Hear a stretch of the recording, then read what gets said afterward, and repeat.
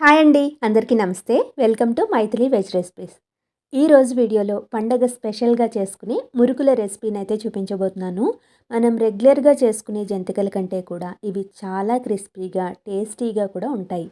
శనగపిండిని వాడకుండా బియ్యం పిండితో చేసినా కూడా ఈ మురుకులు అనేవి చాలా టేస్టీగా ఉంటాయి. ఇప్పటివరకు మీరు ట్రై చేయకపోతే నేను చెప్పినట్టుగా వీడియో చూసి ఒకసారి ట్రై చేయండి. మనం ఇక్కడ శనగపిండికి బదులుగా పుట్నాల పప్పునైతే వేసుకుంటున్నాము. మిక్సీ జార్లోకి అరకప్పు వరకు పుట్నాల పప్పుని వేసుకుని వీలైనంత మెత్తగా పౌడర్ కింద చేసుకుని పెట్టుకోవాలి. ఈ పుట్నాల పప్పు వల్లే మనకి మురుకుల టేస్ట్ అనేది చాలా బాగుంటుందన్నమాట. తర్వాత ఒక మందపాటి పాన్ తీసుకుని దాంట్లోకి 2 కప్పుల వరకు పొడి బియ్యం పిండిని అయితే తీసుకోవాలి. లో ఫ్లేమ్లో పెట్టుకుని దీన్ని కలుపుకుంటూ కొంచెం పిండి అనేది గోరువెచ్చగా అయ్యేంత వరకు వేయించుకోవాలి. ఇలా కలుపుకుంటూనే వేయించుకోవాలి, లేదంటే అడుగున మనకి పిండి అంతా కూడా మాడిపోయినట్టుగా వచ్చేస్తుంది. కొంచెం చేత్తో ముట్టుకోగలిగేంత వేడి వస్తే సరిపోతుంది. ఇలా వచ్చిన తర్వాత స్టవ్ ఫ్లేమ్ని ఆఫ్ చేసేసి దీన్ని ఒక ప్లేట్లోకి తీసేసుకోవాలి. ఇలా పిండిని వేయించుకునేటప్పుడే పక్కన మనం ఏ కప్పుతోటైతే బియ్యం పిండి తీసుకున్నామో అదే కప్పుతోటి 2 కప్పుల వరకు నీళ్లను తీసుకుని బాగా మరగనివ్వాలి. బియ్యం పిండిని వేయించుకున్నాం కదా, దాన్ని ఒక మిక్సింగ్ బౌల్లోకి కానీ ప్లేట్లోకి కానీ వేసేసుకుని మనం గ్రైండ్ చేసిన పుట్నాల పప్పు పౌడర్ని కూడా వేసుకోవాలి. ఇప్పుడు దీంట్లోకి రుచికి సరిపడా ఉప్పుని 1 టేబుల్ స్పూన్ వరకు వాముని వేసుకోవాలి. మీకు ఒకవేళ వాము వద్దు అనుకుంటే దీని ప్లేస్లో నువ్వుల్ని కూడా వేసుకోవచ్చు. వాముని ఇలా చేతిలోకి వేసుకుని ఒకసారి గట్టిగా ప్రెస్ చేసుకుంటూ నొక్కున్న తర్వాత దీంట్లోకి వేసుకుంటే ఆ ఫ్లేవర్ అంతా కూడా మురుకులకి బాగా పట్టుకుంటుంది. ఇవన్నీ కూడా బాగా కలిసేలా కలుపుకుని పిండి మధ్యలోకి మనం నీళ్లు పోసుకోవడానికి వీలుగా ఇలా జరుపుకుని పెట్టుకోవాలి. మురుకులు గుల్లగా రావాలి అంటే ఇలా నీళ్ళని బాగా మరిగించుకుని పిండిలోకి వేసుకోవాలి. అప్పుడే మనకి మురుకులు గట్టిగా రాకుండా ఉంటాయన్నమాట. మీరు వేడి నీళ్ళతో కాకుండా చల్లటి నీళ్ళతో పిండిని కలుపుకోవాలి అంటే కనుక బటర్ని కానీ నెయ్యిని కానీ దీంట్లోకి వేసుకుని పిండి మొత్తం బాగా పట్టించుకుని అప్పుడు పిండి ముద్దను కలుపుకోవాలి. నేను ఇక్కడ వేడి వేడి నీళ్ళని పోసుకుంటున్నాను కాబట్టి ముందుగా ఒకసారి గరిటెతోటి అంతా కలిసేలా కలుపుకుని కొంచెం చల్లారిన తర్వాత చేతితోటి బాగా ఒత్తుకుంటూ కలుపుకున్నాను. మీకు ఒకవేళ పిండి కలిపేటప్పుడు అవసరం అనిపిస్తే ఇంకొద్దిగా నీళ్ళని చేతితోటి తీసుకుని ఇలా చిలకరించుకుని కలుపుకోవచ్చు. నాకైతే నేను తీసుకున్న పిండికి 2.5 కప్పుల వరకు నీళ్ళైతే పట్టాయి. 2 కప్పుల నీళ్ళని మరిగించుకుని తీసుకున్నాను కదా, ఇంకొక పావు కప్పుని పైన ఇలా చిలకరించుకుంటూ కలుపుకున్నాను.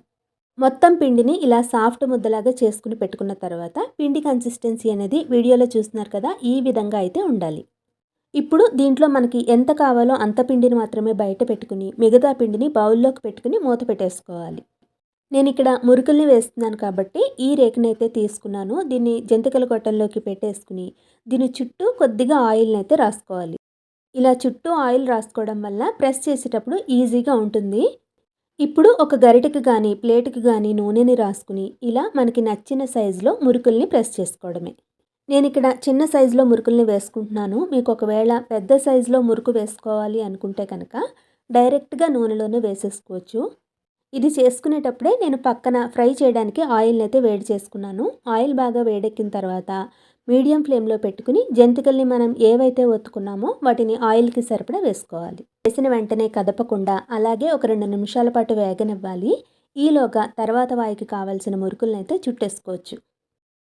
గరిటె మీద వేసుకుంటే ఒక్కొక్క జంతికల్ని వేసుకోగలం కాబట్టి ఇలా ప్లేట్లో అయితే మనకి 3-4 ఒకేసారిగా వేసేసుకోవచ్చు. కాకపోతే వీటిని నూనెలో వేసుకోవడానికి తీసేటప్పుడు కొంచెం జాగ్రత్తగా వేసుకోవాలి, లేదంటే విరిగిపోతాయి. ఏదైనా అట్లకాడతో కానీ షార్ప్గా ఉండే గరిటెతో కానీ కొంచెం నూనె రాసుకుని తీసుకుంటే ఈజీగా ఉంటుంది. ఒక 2 నిమిషాల తర్వాత వీటిని రెండో వైపుకి తిప్పుకుని అటు ఇటు క్రిస్పీగా అయ్యేంత వరకు వేయించుకోవాలి. ఇవి కరెక్ట్గా వేగాయి అనేది తెలియాలి అంటే మనం ఫస్ట్ వేసేటప్పుడు నురుగు ఏదైతే వస్తుందో ఆ నురుగు అంతా కూడా తగ్గిపోయి నూనె అనేది ప్లెయిన్గా అయిపోతుంది. ఇవి రంగు కూడా కొంచెం మారుతాయి అన్నమాట. ఇలా వచ్చిన తర్వాత వీటిని తీసేసుకుని మిగతా వాటన్నింటినీ కూడా ఇలాగే వేయించుకోవాలి. చూసారు కదా, మురుకులు అయితే ఎంత ఈజీగా చేసుకోవచ్చో. టేస్ట్ అయితే చాలా చాలా బాగుంటాయి. బియ్యం పిండితో చేసినా కూడా టేస్ట్ అయితే చాలా చాలా బాగుంటాయి. ఒక్కసారి మీరు ఇలా ట్రై చేశారు అంటే నెక్స్ట్ టైం ఎప్పుడైనా మురుకులు చేసుకోవాలి అనుకుంటే ఇలాగే చేస్తారు, అంత బాగుంటాయి. మరి ఈ రెసిపీ మీకు నచ్చితే తప్పకుండా ఈ పండగకి మీ ఇంట్లో ట్రై చేసి మీకు ఎలా కుదిరాయి అనేది నాకు కింద కామెంట్ బాక్స్లో మీ ఫీడ్బ్యాక్ని తెలియజేయడం మర్చిపోకండి. పండగ పిండి వంటల్ని కింద డిస్క్రిప్షన్లో లింక్ ఇస్తాను. ఎవరికైనా కావాలి అనుకుంటే ఒకసారి చెక్ చేయండి. ఈ వీడియో నచ్చితే లైక్ చేసి మీ ఫ్రెండ్స్ అందరితో షేర్ చేయండి.